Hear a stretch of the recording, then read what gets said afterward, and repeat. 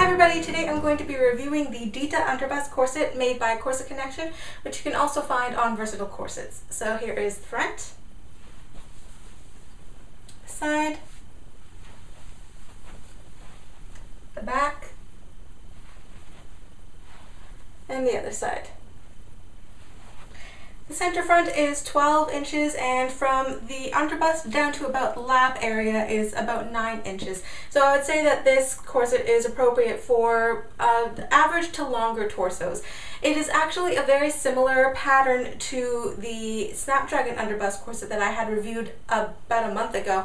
However, you can see that this is much more appropriate for longer torsos such as mine. I find that this is much more flattering on my torso and I feel that I have more control over my torso. This is a size smaller than the Snapdragon underbust though. This is a size 24 whereas the Snapdragon was a 26. So you can see the curve of the corset a little bit better in this one. You can see that it's not a long line corset. My iliac crest is actually right there. So it comes right above the iliac crest, but then it kind of swoops down to control any lower tummy pooch. For the side here, I find that even though there is not a whole lot of fabric wrapping around the sides here, the center front doesn't seem to, you know, have that little ski slope going on. I find that it remains fairly flat on me. In terms of the silhouette, I would say that this is probably a very gentle hourglass silhouette. Because it's very smooth and swooping, it is very reminiscent to a traditional Victorian hourglass silhouette as opposed to the modern hourglass, which is kind of rounded ribcage, rounded hips. However, because of the gentle reduction and gentle silhouette that this gives me compared to some of the other corsets that I had reviewed in the past, you might also consider this a modern slim silhouette. You can see that just like the Snapdragon overbust corset, this also has a halter strap right here. Once again, it comes around the neck and it fastens using bra hooks in the back here. I find that it actually pushes the bust forward and it prevents that sort of spillover of flesh at the top here because the side comes up so high here.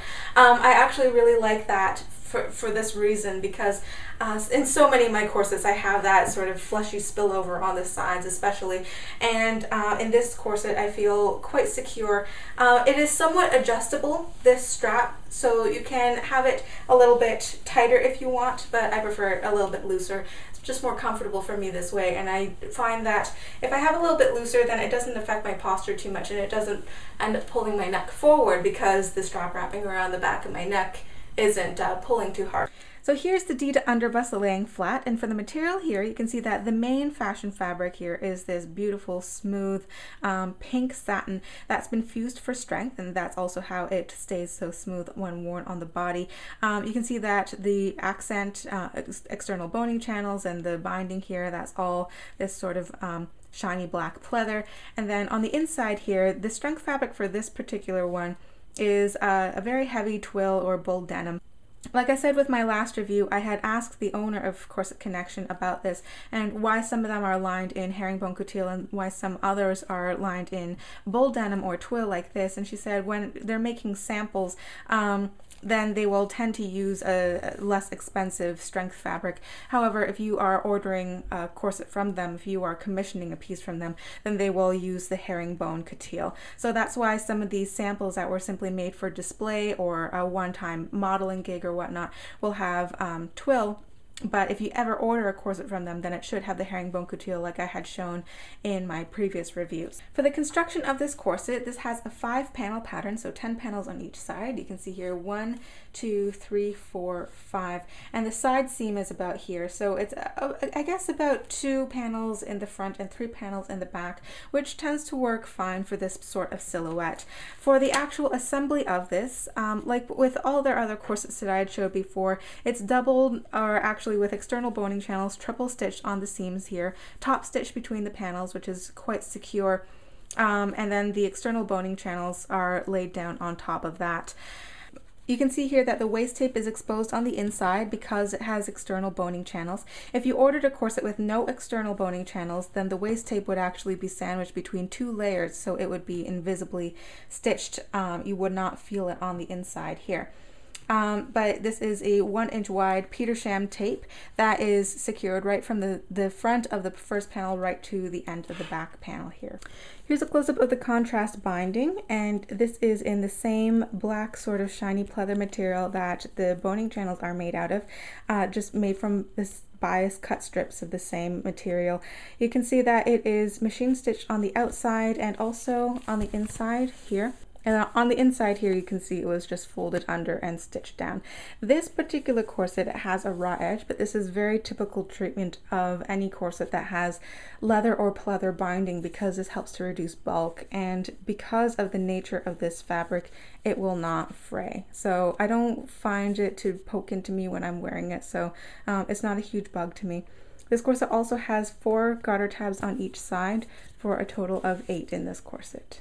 You can see here the humongous Modesty panel. This Modesty panel is 8 inches wide, so about 6 inches of usable space. It's made out of the matching pink satin that's on the fashion fabric here. Has also been fused for strength. When I rub it together, I feel that sort of same texture that drill or twill is made out of. So it's not stiffened, but it is sort of just a reinforced fabric here. You can take out this Modesty panel if you really don't like it. Just use a seam ripper, take out that line of stitching right there. On the front here, you can also see that there is a matching Modesty placket underneath the busk, and it's covered in the same black pleather contrast here. The busk here is 11 inches long, and it's a standard width busk, so 1/2 inch on each side. This one has 5 pins equidistantly placed, and it has a reinforcing bone on either side of the busk here. And for this particular corset, you can see the treatment of how the loop side of the busk was inserted. It's one piece that's folded around, and it's just been carefully sliced through the fabric right there. Like I said before, this fabric shouldn't fray, so that shouldn't be a problem. If I peek underneath there, I can see that this black pleather is not the only fabric that's holding the busk in place. There's actually another layer of cotton underneath there so that the pleather doesn't rip, the busk doesn't rip right through it. There are 22 bones in this corset, 11 on each side. You can see that it's double boned on the seams here, 2, 4, 6, 8. Those I thought before were spiral steel bones because they're quite flexible, but the owner of Corset Connection says that they are actually all flat steel bones. Versatile Corsets, all of their bones are flat steels. They don't use spiral. When I tested it with the magnet, it does have a pull, so they are steel bone. And then on the back here, of course, there are another 2 flats sandwiching the grommets and another sturdy flat supporting the busk right there. The halter straps here are covered in the same contrast black shiny material here, and I find that it's quite comfortable around my neck. It's adjustable with using these sort of bra hooks right there. So if you have a longer torso or a shorter torso, you should be able to adjust it, or if you're really short, you could probably just cut it back. That's not too difficult.